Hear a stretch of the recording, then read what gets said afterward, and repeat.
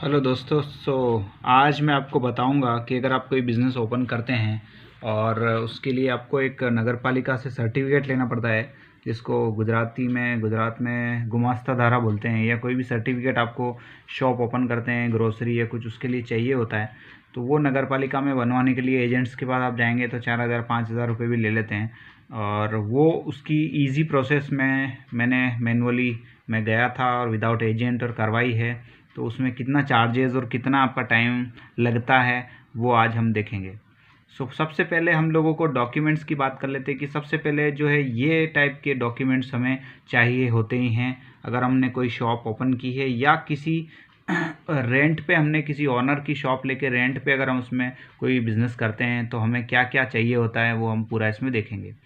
Firstly जैसा कि दिखा है, इसमें दिखा रहा हूँ कि पैन कार्ड चाहिए, आधार कार्ड चाहिए, शॉप के अंदर बाहर के फ़ोटो चाहिए, एफिडेविट चाहिए। एफिडेविट में यहाँ कन्फ्यूज़न होता है कि लोग बोलते हैं कि जो आपका मकान जो ओनर है जिसने आपको दुकान किराए पे दी है उसका आपको वो सम्मति लाना पड़ती है, लेकिन वो सम्मति लाने की ज़रूरत नहीं होती है। ये एफिडेविट का मतलब ऐसा होता है कि अगर आप सबसे पहले शुरू या पहला बिज़नेस शुरू कर रहे हो आप अपना कोई भी, तो उस बिज़नेस को स्टार्ट करने के लिए आपको खुद का शपथ पत्र लगाना पड़ता है कि मैं बिज़नेस स्टार्ट कर रहा हूँ और मेरे बिज़नेस में कितने एम्प्लॉय है। अगर कोई एम्प्लॉय नहीं है तो कोई बात नहीं, ज़ीरो लिख सकते हो आप। और अगर आप हस्बैंड वाइफ या ऐसे चला रहे हो तो आप अपना लिख सकते हो कि मैं और वाइफ चलाऊंगी, कोई एम्प्लॉय नहीं है, और एम्प्लॉय होगा तो मैं नगर पालिका को सूचित करूंगा। ऐसी एक आपको स्टार्ट लेवल बिजनेस की जो है आपको एक एफिडेविट देना पड़ती है। 300 रुपये लगते हैं, उसके स्टाम्प 300 रुपये का होता है, लेकिन ऑलमोस्ट 600 रुपये उसमें पूरे पूरे हो जाते हैं आपके। फिर प्रॉपर्टी टैक्स बिल, आपको अभी तक आपकी जो भी है प्रॉपर्टी है उसमें प्रॉपर्टी का टैक्स का बिल चाहिएगा आपको कि वो उसका अभी तक का प्रॉपर्टी टैक्स भरा है कि नहीं भरा है, वो ऑनर की जिम्मेदारी होती है। और रेंट एग्रीमेंट आपका पूरा हो, आपने बनाया उसके नाम से। जेरोक्स अकारणी, अकारणी का मतलब ये होता है कि आपको जिस भी ऑनर से ले रहे हो आपको उससे एक परमिशन लेना पड़ती है कि हाँ मैं यहाँ पे धंधा चालू कर रहा हूँ, उपरोक्त पे मैं अपनी दुकान पे धंधा चालू कर रहा हूँ। और ऐसा लिख के बस सिंपल एप्लीकेशन नगर पालिका में ही देनी होती है और वही साइन करके वो एक्नॉलेज कर देते हैं। इसमें मकान मालिक का या जो दुकान मालिक का उसका कुछ हमें लेने की ज़रूरत नहीं होती है। हम ही एक कोरे पेज पे लिख के दे देते हैं कि अकारणी मतलब मैं ये करने जा रहा हूँ और इसके लिए मेरा रेंट असेसमेंट कीजिए। इसमें ऐसा लिखना होता है कि निवेदन है कि हम उपरोक्त पते पर इतनी तारीख से किराए की दुकान से करियाना का या जिस भी उसका व्यापार कर रहे हैं, गुजारिश है कि आप रेंट असेसमेंट कीजिए। तो रेंट असेसमेंट ऐसा लिख के एक ब्लैंक पेज पे लिख के आपको भेजना पड़ता है, तो वो नगर पालिका वाले ही एक सील लगा के दे देते हैं। वो अकारणी बोलते हैं उसको। दुकान का फोटो हो गया, अंदर बाहर का। एक स्टाम्प आपको चाहिए होता है प्रोपराइटर का और एड्रेस वाला। दो तरह के स्टाम्प होते हैं, दो तरह के स्टाम्प आपको लगाना पड़ता है जब भी फॉर्म भरते हो आप। दो तरह के फॉर्म डी और वो भरना पड़ते हैं आपको, नगर पालिका वाले फॉर्म डी देते हैं, वो भरना होते हैं 2 फॉर्म। उसमें ज़रूरी होता है कि आपके रबर स्टाम्प होना चाहिए, आपकी दुकान या उसका जो भी नाम रखा हो आपने उसका स्टाम्प होना चाहिए, आपका नाम और एड्रेस, और एक में आपका दुकान का नाम और एक में बस प्रोप्राइटर नीचे लिखा होना चाहिए। ये 2 सील स्टाम्प चाहिए होते हैं। आप जल्दबाजी में बनवा सकते हैं, आजकल प्रिंटेड आ गए हैं जो जल्दी बन जाते हैं। और एफिडेविट जो है वो मैंने जो ऊपर बताई वही वाला। ये सब लेने के बाद आपको सबमिट करना पड़ता है नगर पालिका में, और नगर पालिका में देने के बाद जो है आपको एक्चुअली वहाँ का प्रोफेशनल टैक्स भरना पड़ता है शुरुआत में। और प्रोफेशनल टैक्स जो होता है वो लगभग 2 से 2,500 रुपये 3,000 रुपये तक का प्रोफेशनल टैक्स भरना होता है।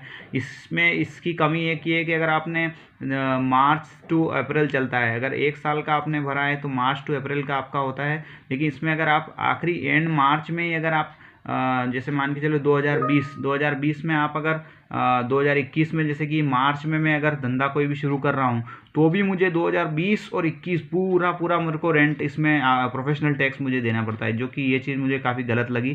कि अगर बंदा, तो उन्होंने पूछा उनसे तो वो लोग यही कहते हैं कि आप अगर 31 मार्च को भी आते हो तो आपको पूरे साल भर का प्रोफेशनल टैक्स देना पड़ता है, जो कि ये गवर्नमेंट की कमी है जो मुझे लगती है उसमें।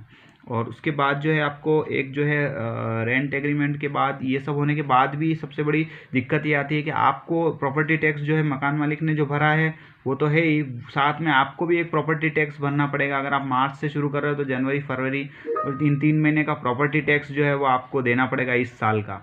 तो ये एक थोड़ी कमी लगी कि भाई दो तरह के टैक्स जो है, एक तो रेंट ऑनर को भी भरना पड़ता है और रेंट वाले को भी भरना पड़ता है।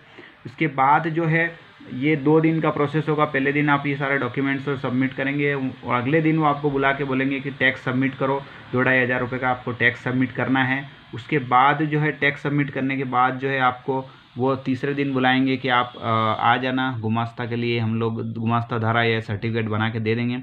और उस दिन फिर आपको वो लोग, और गुमास्ता धारा में ध्यान रखना और टैक्स भरते टाइम पे कोई भी गलती नहीं हो अपने उसमें, अदरवाइज़ कोई भी आपके नाम दुकान इसमें गलती निकली तो वो फिर अभी ऐसा एक्ट आ गया है कि वो चेंज नहीं होगा, इसलिए गलती ना निकले, इसलिए ध्यान रखना कि पूरा प्रॉपर चेक कर लेना। वो एक बार आपको वेरीफाई करवाते हैं आपका गुमास्ता धारा बनाने के बाद। ये इस टाइप का गुमास्ता धारा का एक आता है, ये भर के आपको मिलता है ये गुमास्ता धारा का सर्टिफिकेट। इसमें आपका नाम, मैं आपको इसका नाम और सारा चीज़ें इसमें लिखी होती है, आपका नाम, दुकान का पता सारा लिखा होता है इसमें। और ये आपको जो है लेमिनेट करके दुकान में रखना पड़ता है ताकि कोई भी आवे तो आप बता सको कि हाँ हम बिज़नेस कर रहे हैं और हमने प्रॉपर टैक्स भी फिल किया है। तो ऑलमोस्ट 5 दिन की प्रोसेस है ही, और उसमें चक्कर बहुत लगाने पड़ते हैं आपको, और कई सारे चक्कर लगाने पड़ते हैं इसमें। और साथ ही साथ जो है आपका कई टाइम भी बहुत वेस्ट करते हैं ये लोग। और कई ऐसी प्रोसेस आपको देखने को मिलेगी नगर पालिका की जो सबसे पहली बार कर रहे हैं, आपको लगेगी कि यार ये तो गलत है, वो चीज़ें भी वहाँ पे होती है।